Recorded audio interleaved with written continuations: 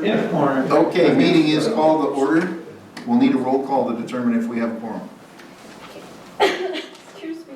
Cairns, Jarvis, Here. Wilson, Here. Miller, here. Jelinek, Here. Tepley, Here. Coppernoll. Here. You have a quorum. Excellent. Was this meeting properly noticed? Yes. Thank you very much. Next on the agenda, approval of the minutes. Once you've had a moment to read through those, I'll entertain a motion to waive the reading of the minutes of the last meeting in lieu of printed copies and approve said minutes, or correct and approve said minute.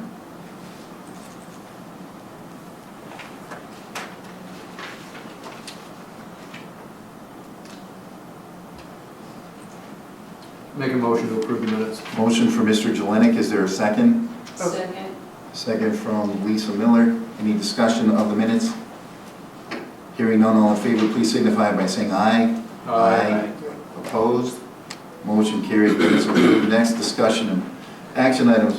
Item 2 is a public hearing for the application of Sean's Auto Repair of Richland Center for a conditional use permit to allow an auto repair garage at 184 East Mill Street, which is tax parcel ID 276-2100-0210. So we are now in the public hearing, and I'm going to start by asking Mr. Matt Williams what we have here. All right, so with this, the subject property has been documented history of operation as an automotive repair facility. Conditional use permit has been issued, with most recent being granted in 2016 for a 5-year term. Since then, it has expired, and they've been operating without a valid CUP since 2021. A notice violation requiring reapplication for a CUP was issued on February 12th. The owner of the business came in, filled out the conditional use permit, and that's why we are here. So this is simply, you became aware that a permit had expired, you told the owner, he came down and said, okay, what do I do? Yep. Nobody's mad at anybody, we're Nobody's just mad at correcting an anybody. oversight. Correct. Okay. Any comments from anyone on the panel or in the public regarding the application of Sean's Auto Repair for their conditional use permit? For anyone who doesn't know, and it's, I doubt anyone here doesn't know, but that was the site of Jones Chevrolet, right? That's where they are? Yep. For generations. I don't even want to guess. Oh, you do? Okay, someone didn't know that, so I'm glad we told. But that's where that business was for a long, Rod, any guess how long Jones's was down there? My dad worked for him in the 40s. There you go. He was working there when I was born. There you go. So I can't come up with a reason why you can't fix cars where they fixed and sold them for 80 years. Yeah. Okay, Question. yes. So, I've noticed that the time frame Yep. on most of these is 1 year. Yep. Can you give one for an extended We- period? We can definitely, but right now we're just going with, we're just trying to get everybody up to date on their permits, and then after that year expires, we'll readdress it. It's not gonna go to a public meeting or anything unless obviously there's violations or anything else that needs to be So- addressed. Okay, so there's a fee involved with filing for, Well, as of right now, we don't have a renewal fee, but we will have one by this year's up, so. It's not gonna be much, I wouldn't guess. It's gonna be just probably kind of a review of the permit, review of the property, and you said any violations, go from there. Okay. Along those lines, are you saying, so if they're a year, and you said it's not gonna go to a public meeting, are they just gonna be renewed next year, or do they have to come back in here? I'm not sure on that. So this is something that Matt and I have discussed. We don't have a renewal process, so it's not outlined in the code. And so that's something that we'll work with Michael and see what we need to do in order to have that laid out in the code, whether there should be a fee or it should be automatically renewing if no violations are identified. And the logic, sort of the logic behind what Matt's recommending, the 1 year, is that we want to make sure that everyone understands that the conditional use permit is there for a reason, it's required. If there are any questions or issues in that year, we have the opportunity to maintain contact and communication and get things sooner rather than later, and make sure that we're being consistent with that. And so it's not new, but it's new to a lot of folks that are subject to the conditional use permit. So it's just making sure we're staying on top of things, but not wanting to be overly burdensome or onerous on them by any means. that's where my question came from. Is businesses that have operated for, many, many years in a same location, Yeah. that if they have to renew every year, that would, with a fee or Right. with, presentations here or, okay. Yeah, and we do have a similar thing with like liquor licenses. So those require by state statute, where we're renewing, on a regular routine basis. But something like this is not the same as a liquor license. But so there's I would say discretion by the council. Okay, thank you. Yeah, that's a good question, Karen. I agree with what you're asking, because yes, we need them to be in compliance, but we don't want to make things difficult for our business community. Right. Yeah, for sure. Okay, second ask, is there anyone who has anything to say? The public hearing for the application of Sean's Auto Repair of Richland Center for a conditional use permit to allow an auto repair garage at 184 East Mill Street, tax parcel ID 276-2100-0210. Okay, third and final time. Anyone with anything to say? The public hearing for the application of Sean's Auto Repair of Richland Center for a conditional use permit to allow an auto repair garage at 184 East Mill Street, tax parcel ID 276-2100-0210.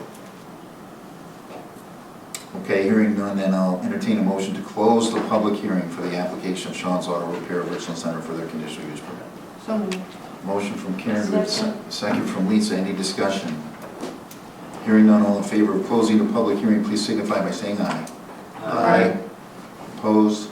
That public hearing is now closed, which puts us at item 3, which is to consider the application of Sean's Auto Repair of Richland Center for a conditional use permit to allow an auto repair garage at 184 East Mill Street, tax parcel ID 276-2100-0210, and I will make a motion to recommend to the City Council that that permit be approved. Second. Second from Lisa. Any discussion? Hearing none, all in favor, please signify by saying aye. Aye. Opposed? That one's carried. Item 4, public hearing for the application of A&G of Richland Center for a conditional use permit to allow a car wash and oil changing service at 1001 US Highway 14 East, tax parcel ID 276-2811-2000. This is, I believe, a location that's been a car wash since around 1986. Okay, so that we're not putting something where something wasn't. Right. And this is, the building contains multiple car wash bays and the drive-through oil change. That's been there for a long, long time. They're not proposing any changes to the business that's being done, it's just new ownership. Correct. Okay, so all we're doing is basically allowing this to transfer to the new owner. Correct. Okay, and we have appropriate paperwork in hand. Yes. Excellent. Any questions for Matt, from anyone? I'll ask you one. Oh, go, Karen, go. No, you can't. No, mine is simple. Mine can wait. Go ahead. Mine's pretty simple too. I didn't ask last time, but what is the fee to apply for this? Conditional use, Yep. $400. And if you're thinking what I think you're thinking, that sounds like a lot of money, correct? Yeah. And the reason, so we're required to charge fees that are appropriate in so much as that they bear a reasonable resemblance to the actual cost it takes to provide that service, whatever it may be. So something that's important to keep in mind with these conditional use permits, they do require the public hearing and a Class 2 notice. So the publication costs alone just for that is nearly $200. So we have to ensure that we're covering the costs that our ordinance is mandating us to incur through publication, et cetera, plus the, Matt's time, paperwork, all of that. So the fee is commensurate with the actual cost of going through this process. Thank you. Mine is much simpler than that. Have they said when they're going to open? They have not. Because I know they've got it pretty torn up. They did tell me they're putting heated floors in there, and Yep. that's what the equipment's for, and that's what the delay is. So they want it to be ready by April. Doesn't look. I don't think they're gonna hit that. Okay. Okay, any questions, comments from up here? Okay, second ask, public hearing for the application of A&G of Richland Center for a conditional use permit to allow a car wash and oil changing service at 1001 US Highway 14 East, tax parcel ID 276-2811-2000. All right, third and final attempt, public hearing for the application of A and G of Richland Center for a conditional use permit to allow a car wash and oil changing service at 1001 US Highway 14 East, tax parcel ID 276-2811-2000. Any comments or questions from the public? Hearing none, I'll entertain a motion to close the public hearing for the application of A and G of Richland Center for their conditional use permit. So moved. Karen has the motion, is there a second? Accept. Ray? You got it. Okay. Any further discussion? Hearing none, all in favor of closing the public hearing, please signify by saying aye. Aye. Opposed? Motion is carried. Item 5, consider the application of A&G Richland Center for their conditional use permit to allow car wash and oil changing service at 1001 US Highway 14 East. Is there a motion to recommend to the City Council to approve? I'll make a motion. Was that Ray? Yep. Ray's what got the motion. Who's got the second? Second? Second was Karen, I believe. I wasn't looking. Yes. All right. With motion and a second, any discussion? Hearing none, all in favor, please signify by saying aye. Aye. Opposed? That one's carried. Okay. Item 6, consider petition for annexation from Michael Lamont for tax parcel 022-1711-1000. Now, the Plan Commission has heard from these folks in the past. I can't remember if they presented to the City Council, but several of us have talked to them many times over. What I'm going to do is I'm going to ask Mr. Lamont to explain to the folks up here, and remembering it's going to be on YouTube as well, why we're here, sir. All right. I think last fall we presented a plan to annex the acreage. This is basically the same plan. We had a certified survey done so we could have the exact parcel described. We also acquired the last little bit of property that Cardinal Drive is on. That was outside of the city. So we combined the Cardinal Drive property with the original 12 acres, so it's one parcel now. In the process of the survey, of course, we also described a few things around the perimeter, but we have some right-of-ways that were clarified and some site boundaries that were clarified nicely. And some of the things that we are looking at is more of a preparation of future development as well as the new site layout for what we would like to do for homes on this hillside. Other than that, I can take questions and see. We'll do that in just a minute. Who is that seated to your left, sir? This is of all the parts and pieces in the organization, a couple engineers that I have and an architect that I have and a water resource specialist that I have and my 4 or 5 guys that help me. My most important part of this organizational structure is Ellen Keller Evans right here. So she's really the one that put this whole idea together, and our acquisition professional, we call her. She's really the one that made the connections in acquiring all the property. Am I right? I've heard. So Ellen Keller Evans, who was raised in Richland Center, I believe. Correct. Does that sound right? Very correct. Yeah, daughter I of- made the connection before. I'm down the street from Rod. My dad was almost everybody's mailman, so. So what was your mom up to back in those days? Well, she owned Vernon Jewelers, which was the premier, if I might say, gift and jewelry store for many, many miles around. So the vision the two of you have, and the reason this land was purchased and is now before us for annexation, is because Mr. Lamont is the brother-in-law of the late Jim Harris, who coached football here. I don't even know how long. I don't know how long. Right? So you have a... He started with Rick back in the day. Yeah. When he got out of Yeah, the Marine Corps, he went to lacrosse, got his teaching degree, and then came here and coached with Rick. Lived in Rick's basement for a while. I didn't know that part. Yeah. Oh, wow, okay. Yeah. And so Mike has an association here, Ellen has a long association here, and their vision is to help Richland Center add housing, correct? Absolutely. Exactly. Okay, and I believe your plan, as I heard it when you first met me, was to put some zero-step homes in town. Absolutely. I area think, free. I think what you said to me was a 22-year-old could live in one or a 92-year-old could live in one. Absolutely, Okay. yeah. So this land up there, I'll switch to Mr. Williams now. They did do a new certified survey map. Comments, questions, concerns, anything? Nope, everything is up to par here.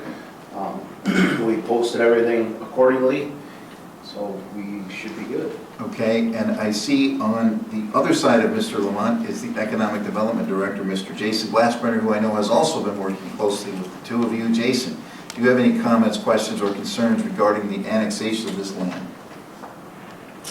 No, I think it's a good thing. We've been working a long time together to try to figure out how to move the city forward with respect to housing. And Michael and Ellen have been great to work with, and so this is an absolutely necessary step so that we can begin the next phase of planning, which would be what does it look like to, install infrastructure there, and how do we support that? And so there are a lot of steps to continue to move through, of which some could be challenging and some will be easy, but I think we're up for the task and looking forward to taking the next step once the annexation is complete. Okay, excellent. So, members of the Plan Commission, questions, comments, concerns? Anything? I have a question which is probably fairly straightforward and simple. Is Rainbow Drive currently in township or city? Rainbow Drive is in the city and those houses are in the city. Okay. Now that had been, So would that, no, so I guess that's not necessarily the question. So that would explain the sliver of land on the east side. So Rainbow's in the city and there's a sliver on the map that's on the east side that appears to, is that why? Is that township? Are you saying Chickadee? No, if we're on Rainbow. If we're on Rainbow, we go to the east of Rainbow to so your we're coming down right-hand the hill. side. Coming down the hill. Right-hand side, there is a sliver of land. If you go to page 8, I'm sure this is very straightforward and it's really easy. Page 8 of our packet, so sorry. There's like a sliver that's on the other side of the road. You're right. So that's why I'm just asking, if the city was, if the road was in the city, I'm assuming there's just like a 10-foot strip that ended up in the township that we're putting back into the city? Yeah, that little thing. Good catch. Where? Right next to the There's road. like a little sliver. Right next to the road. This little gray line that Yeah. you can see, So, City of Richland Center. A little, okay, that's a really good point. So, Because it could be in the city, or we could, I just don't want to not get this 3-foot yeah. thing. No, exactly. this, We've done this in the industrial, have to fix it 20 years from we've done this in the industrial park. Yeah. like size. Or, it's in a different color, so I'm assuming it means something. So Rainbow Drive is probably in the city. That's pretty good. 200 and some pages, you said right there. Just on page 8, Lisa, I'm on page 8. You did well, you just got it. That's really hard to figure out with that. So that map is what's getting at. so And as long as it gets in there, I'm good with it. I just don't want it to be this. No, I see where you're, yep. If I could So- comment, Of course. we knew about that 9-foot sliver that's along there. Okay. It came up in the survey. Okay. Engineer and Ellen and I talked about it, and it's like, is that part of the original easement for that utility line that went through there? Okay, That's my It's fault. just there, okay. so. Well, as long as it ends up in it. So we've had a similar experience in our industrial park. We just were fixing a bunch of this, remember that? Little sliver here, sliver there, and that's how that happened. Somebody would buy a parcel and they just, this little piece wouldn't get, In. it's, according to the GIS map, it is. The Rainbow Drive is in this Because parcel. on the map, It's in the map. Yes, It's in a- yes, yes. It's in the yes, parcel that we're yes. annexing it. Both Okay. right-of-ways that were Yeah. established. So everything's The getting, future, that's. Yeah. the future one and the existing Rainbow is part of my parcel. Yeah, I must, But the right-of-way was I granted. may not have drawn that line completely straight on there. no, because on each thing, there's like this little, Chickadee Bump. staying out. Chickadee Okay. is up on the top. that was my only question. Is it not coming in? Good catch. That's L1 and L2. Yeah. As long as you guys catch it, that's all that Yeah, matters. talk about that. Matt, L1 is the is easement. Chickadee Lane going to remain in the township? No. That's coming in too? So that house up there that was the Sappho residence years ago, is that We have not, You don't, that's but not us. are we leaving an island up here? No. That's coming It's in? already created an island, if you see here. I'm aware there is one now, but, Right, but that's, so this is actually, this part that goes by that house up there is actually the county campus. So it's really weird how this is laid out, so if you look here, it actually is county campus right through here. So it was already an island before. So that house is an island within the campus? Correct. Okay. that's part of the campus property? It's carved carved out. out of it. So okay, so is that home going to be in the city or not in the city? It will be It will in the remain township. out. Okay, that's what I'm asking. Yeah, it's So not check- affected by this. So Chickadee Lane is still township? No, that will go That'll go to with- city as well. So to access a home that's not in the city, you will use a road that will be owned by the city. Right. Correct. And if he needs fire protection or law enforcement, it's also city provision. That's why I'm asking, to make sure there's no Yeah. questions here. Okay, and then when you go up there, so because that lane, Chickadee Lane, is not in good shape. No. Are we going to be, Don't say it. well, I gotta say it. I mean, really, I just need to know what we're doing. Well, if we even have decided that much yet, but that's not, is that gonna remain, it's not really about the annexation, I'm getting us into a different conversation, but is that going to remain a lane, will it become a street, is it gonna, what's it gonna need? There's a lot of public works planning that has to. I hear go with that. Mhm. Yes, So we there is. can't even answer that until we have the opportunity to have the land in the city and then to take the necessary steps to plan it with the engineering specialists that we have to consult with for city development. Okay, so when I look at the map there, Mhm. your homes will be kind of between Chickadee and Rainbow, yeah? And so what I'm looking at up there, there's gonna be a street kind of through the middle of, between Chickadee and Rainbow, correct? Correct. Right. Well, yeah, not exactly in the middle, but yes. You're right. Can we From get, one to the other. You want a 2-minute comment on that? yes, Yeah. By moving the Rainbow Road, right now Rainbow Road is non-compliant. You don't have enough Agreed. right-of-way there absolutely to build agree. a compliant road according to your ordinance. At 66 feet isn't there.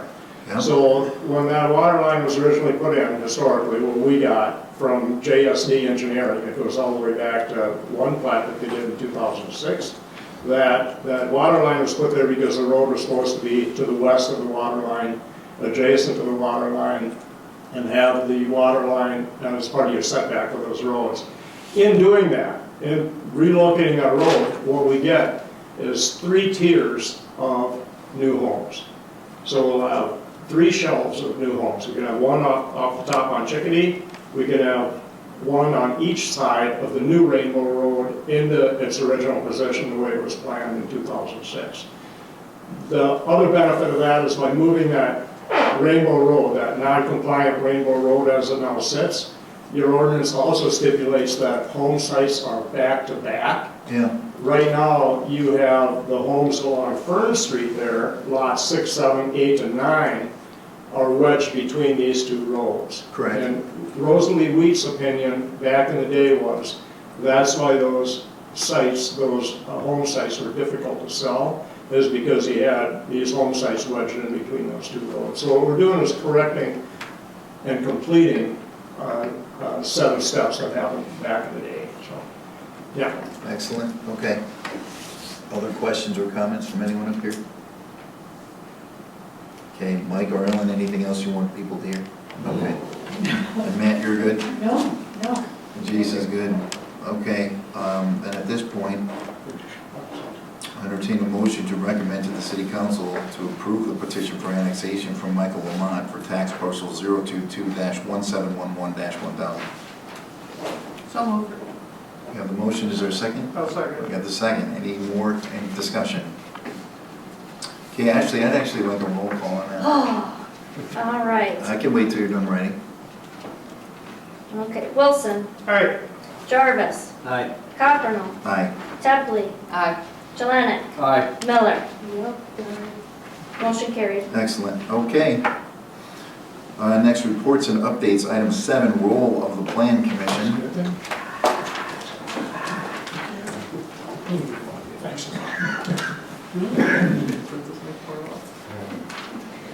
So for the role of the Plan Commission, I know we do have a relatively new member that hasn't I don't think you've received any information yet about the Plan Commission, so I want to take the opportunity just to remind or inform what the role of the Plan Commission is, as well as make sure everybody's aware of some resources that are available. So to begin, UW Stevens Point, their land use training and resources, they have a great website for Plan Commissions. On here you can do training that's available online, you don't have to go anywhere in person. So there's a lot of great information available from UW Stevens Point, or I'm sorry, UW Extension, as well as UW Stevens Point. They have a Center for Land Use Education, CLU is what it's referred to. So in there's training materials, there's information for planning and zoning. In your packet tonight, you have the planning handbook, and this is where it comes from. So you can access that very same handbook that you have in your packet right from this website. They also have more information, so for the Zoning Board of Appeals, some handouts and things like that. So just to help you understand what the role is, what should be considered, what is legally required. So a great example of that, you've been seeing a lot of conditional use permits. The way the law is written today, this is outside of city code, it's state law. If you allow conditional use permits in your ordinance, meaning if they're stated as a conditional use permit, then they come here, they'll be reviewed and then recommended on to the council for final approval or denial. But if they're listed in the ordinance, there's really not a reason to justify denial. It would be rare, I should say, that a denial would be legally possible. So really you're reviewing, making sure that the conditional uses meet the code requirements, and then if there's conditions that make sense. So an example we've had before was with a daycare facility on a busy road, a condition was you must have a fence. And so that makes logical sense. We have small children, busy road, let's have a fence to ensure safety and all of that. So there's lots of information about conditional use permits, rezoning, etc. available to you right online that you can look at any time. Additionally, the Plan Commission is a body that a council may create, and so this council has created many councils ago. It was created many decades ago. 1933, so it's a long-standing commission, and really the intent of the Plan Commission is to be an advisory body. So you're reviewing information, making sure that zoning amendments, which includes a rezone or changes to the code, that they're consistent with the comprehensive plan, and they make sense for the community, and then you make recommendations to the council based on that. This body is really integral to the comprehensive plan process, so reviewing the comprehensive plan, seeing that it's implemented, and then being part of the entire process in creating a comprehensive plan. And so ways in which you would do that would be making sure any requests that come before you, so like a rezone, is that consistent with our comprehensive plan? Does that adhere to the future land use map that was part of the comprehensive plan? Are there any zoning amendments that you should be recommending, or changes to the zoning code? So making sure those things are being adhered to, reviewed, and they're consistent. Plat reviews, so annexation we did tonight, you made a recommendation for that to go on to council, so you reviewed that plat, that CSM that they provided, and made sure, again, you're looking for the consistency, and like Mr. Jelenek brought up, making sure that we're fully understanding what's included, what's not included, and what are the implications of that.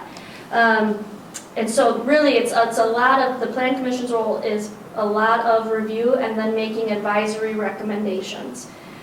So in your packet, like I said, you have the entire handbook for a Plan Commission available to you. It's many, many pages, but also in your packet there was just 1 or 2 pages that were separated out from the entire handbook. I clicked the wrong one. That outlines the role of the Plan Commission. So it's a quick reference.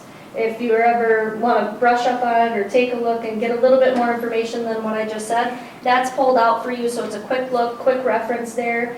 And you can see there's more information than what I just shared. There's miscellaneous powers in there. So in theory, this commission could even hire their own staff to work for them, provided that you had a budget. So that would be the challenging part for that. And inspecting land. So if ever there was a time you had an item come before you that you wanted to inspect that property, you have the ability to do that, to gather more information, to make sure you're making an informed decision. You have the ability to do that. Any questions about any of that? Or concerns? I don't. Okay. Questions, comments? Thank you, Ash. Anything you want to add to that, Mr. Attorney? No. All right, okay. I'll accept that. Okay, moves us to item 8, the comprehensive plan. Which of course is a standing item on here. Do we have an update from last month to this month? Yeah, so in your packet, there's a couple things. So one of the things on the comprehensive plan it's a FAQ. So the UW Extension, they have an FAQ about the comprehensive plan, so it really goes into detail about the comprehensive plan and some of those common questions. So I included that in the packet. I hope you all will take the opportunity to review that, and if you have questions, bring them forward after reviewing that. It touches on some of the things that we just talked about, but more in depth. So that's there for your information, as well as I included a letter from myself to you all in the packet to touch on what was discussed last time. So it sounded like, I wasn't at the last meeting, but it sounded like there were some questions, concerns, or just are we making progress, or what can we do to help make progress towards the comprehensive plan? So I did draft a letter included in your packet, and I think this comprehensive plan, it's big. There are, hundreds of things, hundreds of tasks and initiatives and things that we can be doing, and so oftentimes I think it feels like we're not really making progress. When, in fact, if we do a review, we've actually made significant progress in the 3 years since the comp plan was adopted. So I just wanted to highlight a few of those things. So in the letter, starting out with website and branding. Now that's really, it's not really the Plan Commission's role to be involved in branding, right? That's the city's role. However, being so involved in the comprehensive plan, you can see how this body would be indirectly affected by that, and so would have a vested interest. So we did develop and launch a new website for both the city and tourism. So that was done, I think, was it 23 or 22 that got done? We also went through the branding process for logos, so you've probably noticed we have a new logo than we had before. It's on every agenda that we put out. It's on the city vehicles, it's on signage, and on t-shirts, things like that. So we're continuing to use that logo and brand city things with it.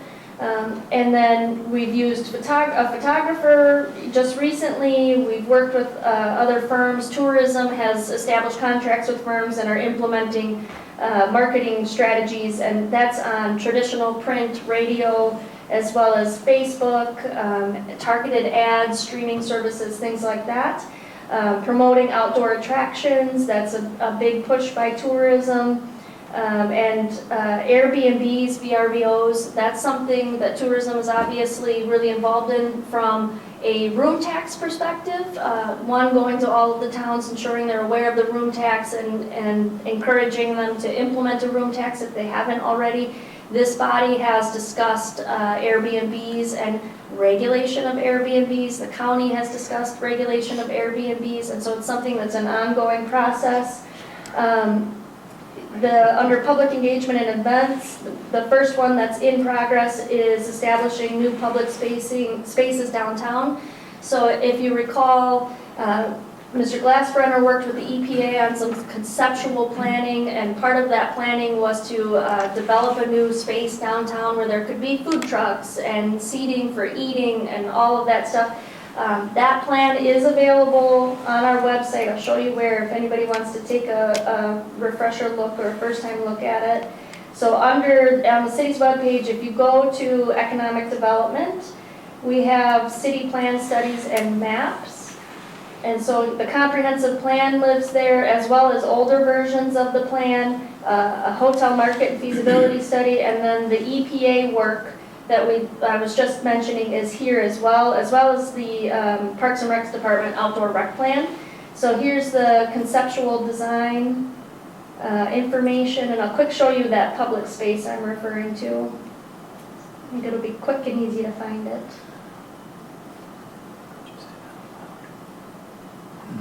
Why would you say that?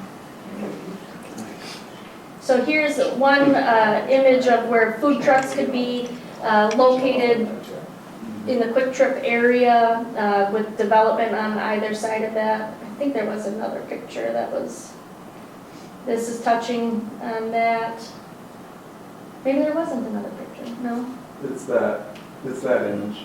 Okay, so more information if you want a refresher, if you haven't seen it before, that's available there, like I said, under Economic Development's page. And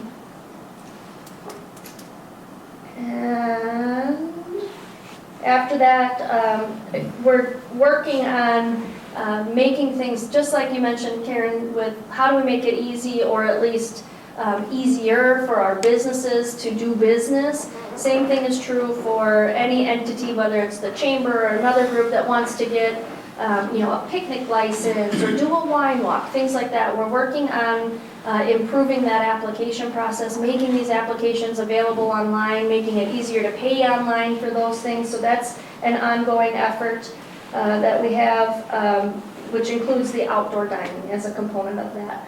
One other consideration for that is removing as much of the permitting process from Yes. having to come before council. One of the key changes in appointing a city administrator is that you can transfer what are administrative duties to her. So like the dog license is a good example. You don't have to come before council to get a dog license. Well, what if that were the case with a liquor license or certain land use permits? Exactly, yes.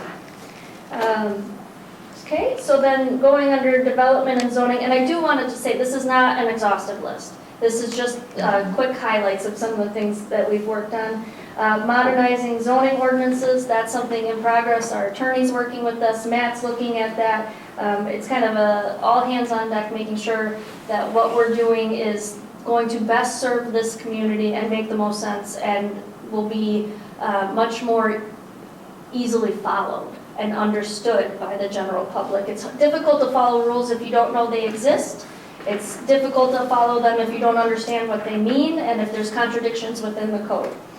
And so Mr. Glassbrenner's worked on inventorying underutilized lots to attract potential developers. Later on, there's discussion, the next one is about acquiring delinquent tax property, and so both of those things we've done hand in hand. We've acquired delinquent properties, and then we've actually listed them for sale, and we have development on one of them so far. We have a structure, or a home for sale. So that's an ongoing effort. We've hired a full-time zoning administrator, and so I think it's fair to say that you've had a lot more activity with permitting since Matt's come on board than you did before. So we have somebody that's actually here and accessible to the public. And in fact, Matt, would you mind sharing that interaction you had with somebody that you just recently from Diggers Hotline? Yeah, so I get a report from Diggers Hotline. So whenever somebody calls in a locate, we get an email, and I kind of reached out to the gal that was going to put a fence around her property. I just reached out to her via email. She did respond very politely, and she did not know. She didn't know that they needed a permit. She didn't know what the standards were.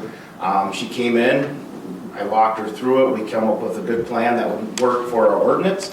And she revised her plans, and we were able to approve that. So it was a win-win for everybody on that. And so that was excellent. This person didn't know, and before Matt came on board, we really didn't have someone or even the capacity to be monitoring those Diggers Hotline tickets. And so it's just an avenue for us to help people and make them aware of things rather than dealing with violations coming after the fact. It's how do we make it an easier process for people, and that's just, I think, a really nice example of that. And then, as you know as well, addressing violations that exist already. So we've had one conditional use permit tonight, one application that was, they had it, it lapsed, and so they were technically in violation. So how do we get them into compliance so that there aren't issues? And it was another great example of, didn't realize, okay, I'll fill out the application, let's get this right. And so it was a really great situation. Transportation and infrastructure, you can see we're working on many things as it relates to infrastructure. So one of those was signage. So that's on the bike route. That's currently a project right now that we're working on. Karen's been involved in that with us as well. Getting better signage, getting signage out there to make sure whether you're local or you're a tourist visiting, you know how to stay on the bike path, or you know that we have a bike path.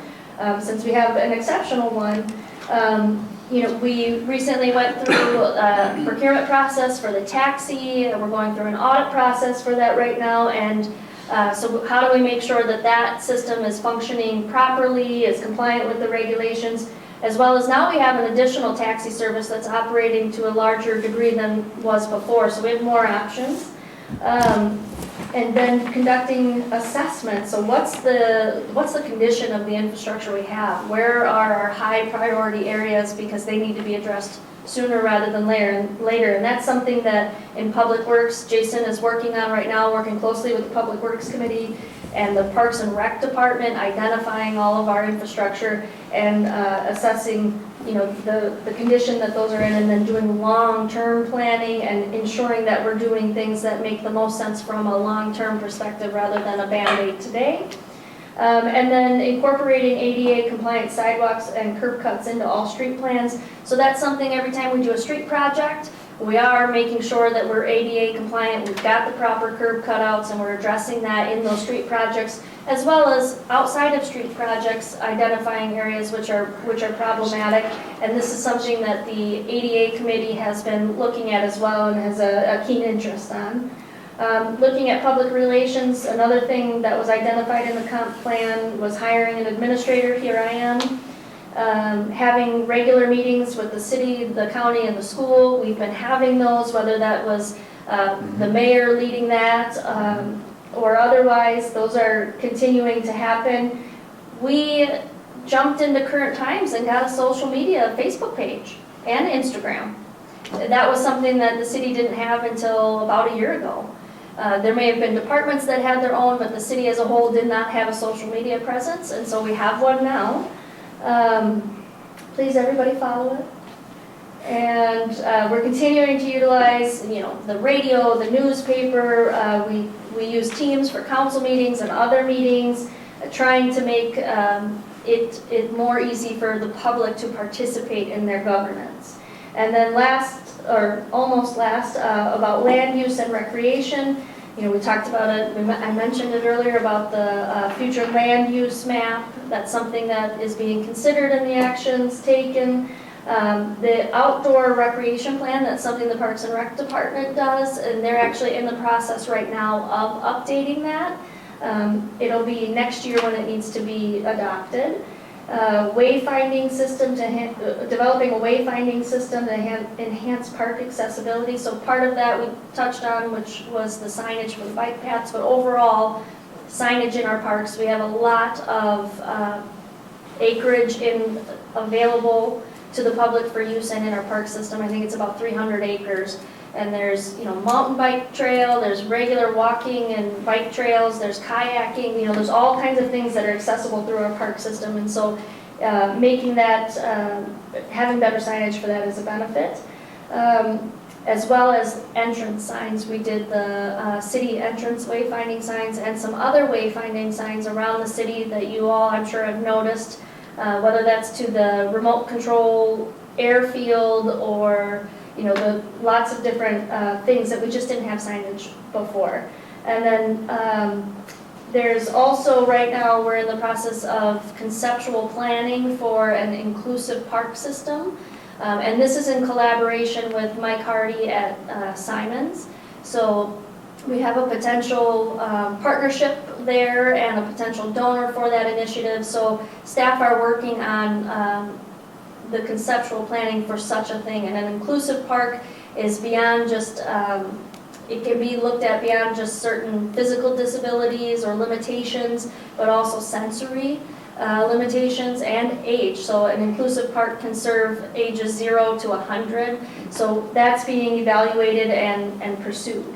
And then lastly, assessment and revaluation. The city has secured a provider to do a revaluation, and they're in the process right now of obtaining all of the assessment records and data to be able to initiate the revaluation, and that will be done this year.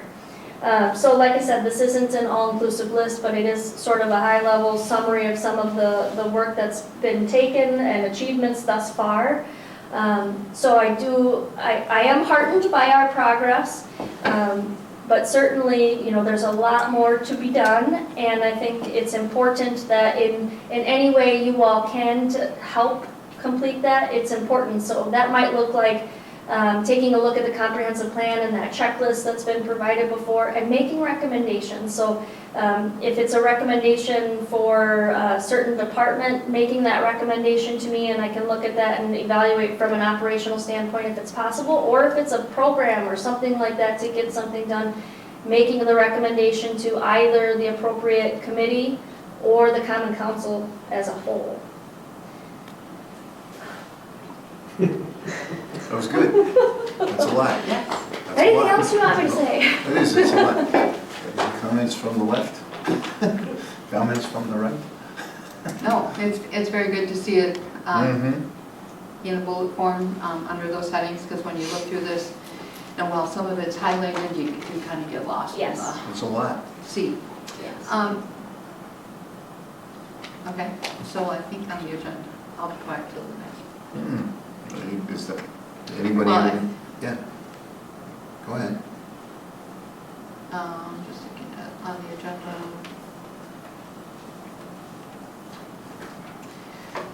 Future agenda items, I'll be quiet until then. All right. Fair or not? Okay, we'll get there. Anybody? Well, it with- has to do with the comprehensive plan, but I thought it would. Okay. We'll go in there and just submit it either way, so I'll come back to you. Anybody with anything else on this agenda item right now, or anything Ashley just presented? Other than that was really good. And it is a lot. I mean, I think a lot of people in the city have no idea how big that plan is. And it's really good that you ran through that, because even your summary took a long time. Yeah, absolutely. Is any of that forward facing to the public? Well, I think, you know, we haven't done anything where we said, hey, here public, here's this update, or here's all of the projects we've started in progress or have completed, kind of like this. We haven't done that, but it's often at meetings we'll report, we're working on this, or we got this squared away, or council approved a contract or something, or hey, there's a logo on the website now. So I would say, I think to your point, we haven't made a concerted PR effort at making the public black and white, crystal clear, aware of all of this. So we could do better at that for sure. Maybe those could be some Facebook posts, just, Yeah. Yeah, you why know, a not? little bit here and there, so it's not like, here, we're doing something. But, you know, some reference to, it's no longer on the shelf. Yeah, That's all right, and there's a Yeah, lot. somewhat. Okay. Don't read the comments. yes, absolutely. Okay. Then I think that wraps up that agenda item for tonight, I think. Item 9, TID and RDA. I'm not sure why that's on there. Who requested that? Ryan did? Okay, and he's not here. Well, perhaps I'm wrong, but I believe discussion, oversight, et cetera, of TID and RDA is actually the purview of the city council, not the plan commission. Yeah, so this is why I kind of trailed off in the role of the Plan Commission item. I've mentioned before, reported previously to council, and it doesn't necessarily get to all the various committees and commissions, but the various committees and commissions are at times ill-defined. I showed you earlier the ordinance governing this body. It is 2 sentences. Well, you did show it to me. Here, look at this.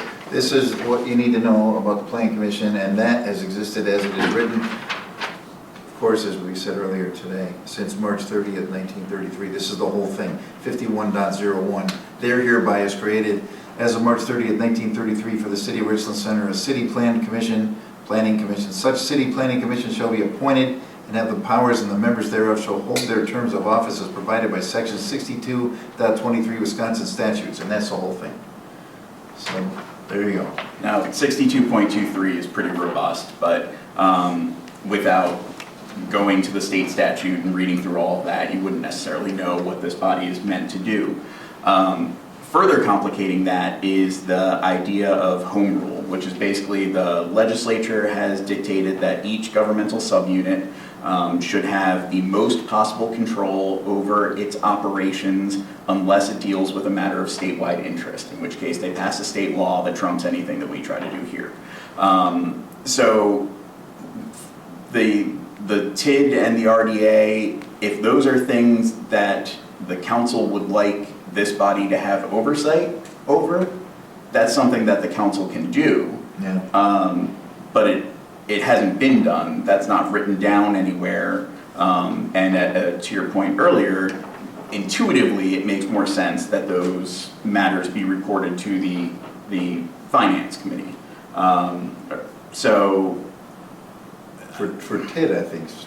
TID for sure, and then the RDA is itself a body, so if a council person were interested in their proceedings, they could simply go to that meeting.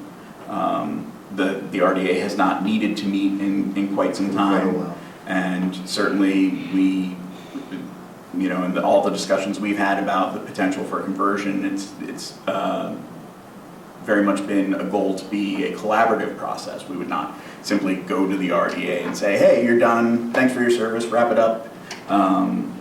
So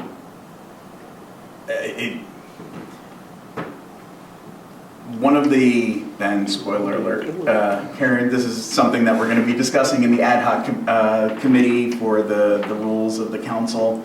It would, I think, be beneficial to those of us who are executing the policies, and probably to some of the people who sit on, you know, citizen members on bodies like this, and certainly to the public if we had better definition of the various committees and commissions, what they were supposed to do, and it's very hit or miss. So this body is referenced in the ordinance you read earlier. The reason that conditional use permits come here is because that's written into the zoning ordinance, and it's probably because we don't have a zoning committee. So, you know, going forward, do we want to implement a zoning committee? And that's off agenda item, but so that's why I'm cautious about things like this coming onto an agenda, because it's not for me to decide, but it's counterintuitive to have, you know, Jason report on the progress of the TID to two different committees. Right, okay, so Ryan's not here, Ryan requested it. Well, he requested the TID. I requested the RDA a couple months ago, but we got a report on it. And the reason I brought it up is a year or two ago, when they were looking at Orange Street and the Quick Trip thing, it was discussed, was the RDA set up properly? Was it dissolved? Was it? So it was basically like we never got a resolution of, here's the question. And it's been about a year and a half, no one ever actually answered the question. So so I brought it up 2 months ago. So Darcy kind of gave us a little bit of it last month. So that's what, I brought up the RDA on that. Karen's brought up the TID, but yeah, it was a kind of, we've had several months of, or years of, there was a hanging question that may have been resolved, but nobody ever told us, was it resolved? It hasn't. Okay. So, you know, as Administrator Oliphant, they're just read through, there are a number of projects that we're working on. We are, at the end of the day, only human. And unfortunately, every time we get a little bit of momentum towards researching it and putting a plan together for a potential transition, something, I don't want to say higher priority, but something much more urgent tends to manifest. And that's perfectly okay. I just don't want to get to the hotel project of, oh, it's this committee's problem, it's this committee's problem, oh, they're not legal, oh, it's so. Before we get to the point of stepping on toes, whose problem is it? So I don't need an answer on that tonight, but before we get to we have a problem, whose problem? Well, and I think, Mark, I would like to take ownership in the confusion, Yeah. really, and some context. When we started, whether it's TID conversations or the RDA, we also had a different structure for economic development. So we were still in the county, split county, city. Sure. We Okay. didn't have a home committee established for economic development. Now it's the finance committee. Okay, So oftentimes, or every month, Jason's reporting information about the stuff to finance. okay, But we didn't close the loop and come back here. And so we came here originally because we were going, you know what, this really should be at a committee. There should be some discussion at the committee level, but which one? Where does it make sense to Yeah. take this? And Sure. so ultimately, whether it's a TID or the redevelopment initiatives of the RDA, it was ultimately going to get here in some way, some Sure. fashion, some component of the project. So in wanting to have transparency and have it discussed at the committee level, we thought, well, you know, of all the committees, planning probably does make the most sense at this point. okay, But we should have circled back. okay, thank you.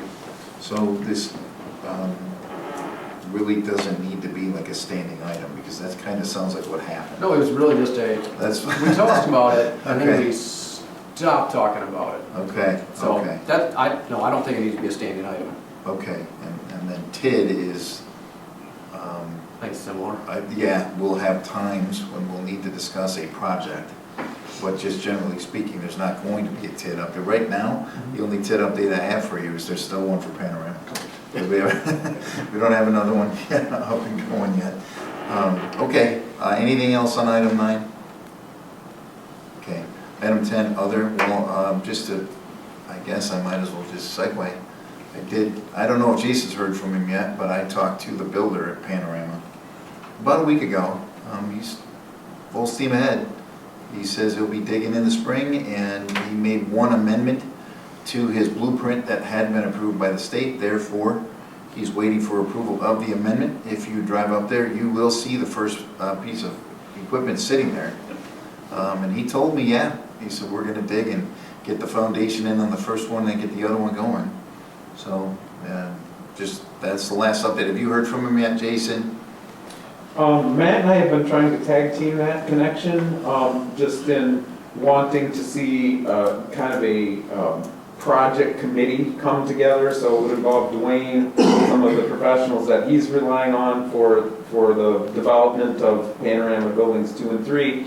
There are zoning questions, there are permit questions, there are obviously utility connection questions. So we're just working, both Matt and I have worked and reached out a couple of different times and continue to do that, and looking forward to establishing a meeting where we could have all of the entities involved that have, you know, quite a bit at stake. So we'd involve the utility department heads, Matt would be there, I would be there. We'd invite the building inspector to be there, Dwayne and any member of his team that is making a crucial decision about how that development comes off. And so that's what we're working towards. We haven't got the meeting established yet. Okay, I'm glad that he's been in touch. Last time I asked you about it, you really hadn't, so that's good. Okay, anything else on item 10 from anybody? Future agenda. Well, from the comprehensive plan, I would like to add to the agenda next time a discussion to further the efforts to pursue, it's listed under economic development strategy, focus on downtown. So it says pursue downtown efforts through the existing downtown group, or consider joining Wisconsin Main Street or Connect Communities or program through WEDIC. This group would take an active leadership role attracting businesses, improving aesthetics, holding events, and measuring the success of initiatives, including tracking visitors. You know, we do have the greater area Richland tourism, and we have the greater Richland, but there seems to be a lack of focus for downtown.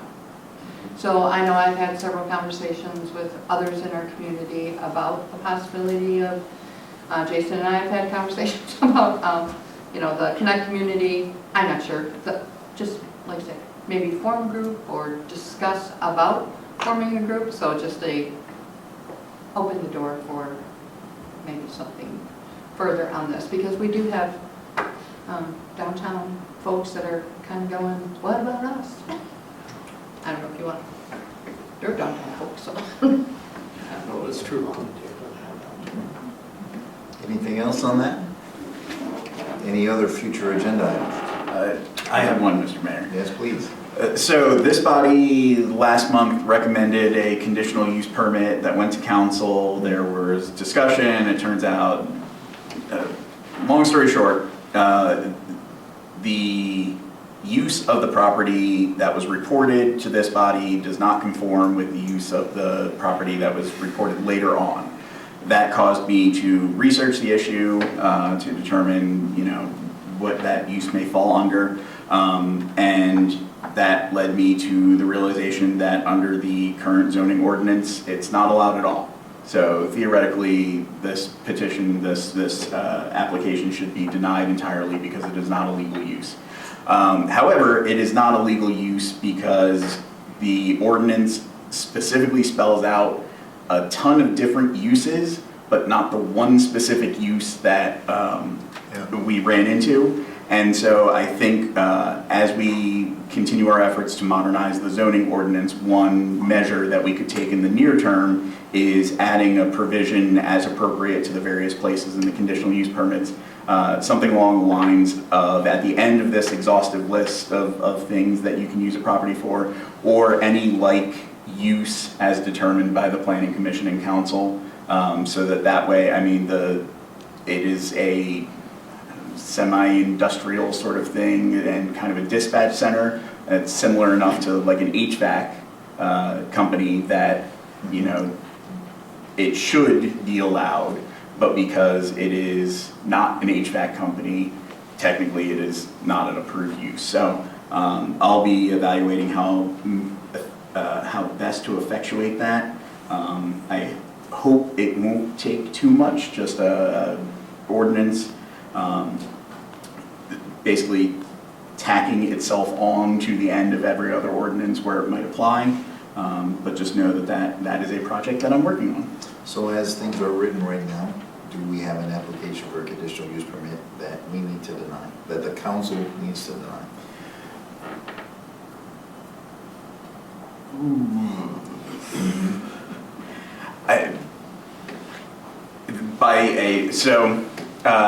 The canons of statutory interpretation dictate that in any case where language is inserted into an authority, the presumption is that if you left something out, that was on purpose and they wanted that to be left out. Yeah. So when I, as an attorney, see a list of things that's, 15, 20, 30 items long, It's longer than that. and then something is omitted, my training and experience tells me that omission was intentional. However, my experience with our code has led me to believe it simply wasn't thought of in the moment. And I don't know if just nobody has caught it in the intervening time, or it's just kind of been brushed aside, which happens from time to time, but it's hopefully a relatively simple fix, and something we can do to ease the burden on our business partners and allow for permitting, the expansion of permitting. The other concern that I would have is developing technology. And so theoretically, a use could be made that simply doesn't exist yet, Yeah. and inserting this provision will allow us to not have to go back to the ordinance every time, the flying car company comes here or whatever, the laser guns. I would say the real challenge for you would be if we allow something by conditional use, we really have to allow it. And so it'll be a delicate dance for Attorney Wendell to be able to craft language that doesn't open the floodgates, but yet allows what generally would be described as administrator discretion. So zoning administrator, usually in a code, can apply some discretion to things and make a determination, but I think the level of specificity in those conditional uses really kind of negates that as an option. Well, so we can impose the finding that a use is similar as a condition to granting the, I know what I'm doing, I got this. All right. Is that it? Yes. We're good? Anything else on item 10, or future agenda items? I'm sorry. Okay. Next is to set the next meeting date, fourth Wednesday of the month, which would be April 23rd, 5:30 PM. All right? Is there a motion to adjourn tonight's meeting? Motion to adjourn. Is there a second? Second. All in favor, please signify by saying aye. Aye. Opposed? Thank you, everyone. Tonight's meeting is adjourned.